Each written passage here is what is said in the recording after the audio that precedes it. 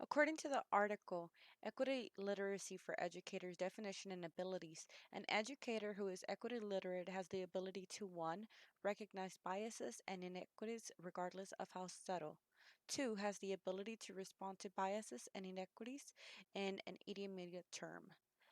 3.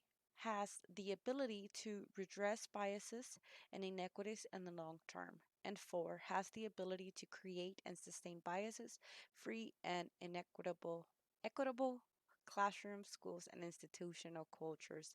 This was by Paul Gorski, 2017.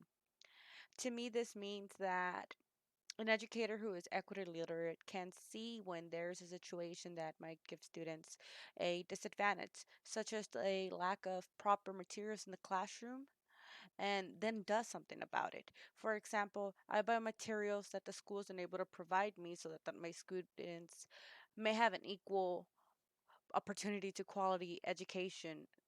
I also have a classroom library that is in Spanish and English so that students may rent out books, and I give them books every day so that they can build their own small library. In the summer, I also give them a book bag uh, so that which contains about 30 books that they can take home uh, in case they don't receive any more books. They're good for a while. I tend to give them books below, at, and above their reading level so that they may continue to grow with the books that I give them.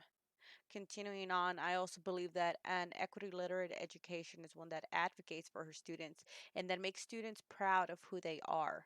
I find it to be very important to celebrate culture in my classroom by having shows and tells. On Multicultural Week, I encourage students to dress up and to tell me about their parents' cultures and heritage. Most importantly, an equity literate educator is someone that inspires their students and builds a community with her students and families.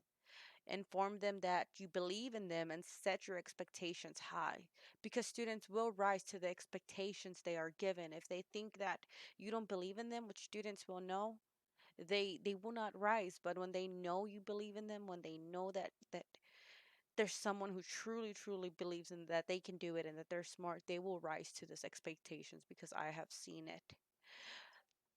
Continuing on, being equity literate serves a huge role on my life, career, and educational journey. I came from a very low income family.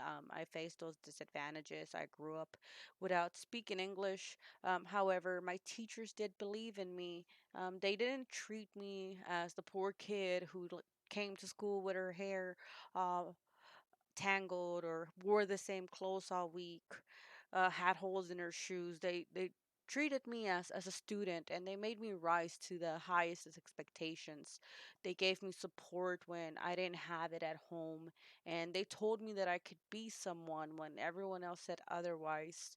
I come from a household where women don't work, they don't drive, they don't go to college.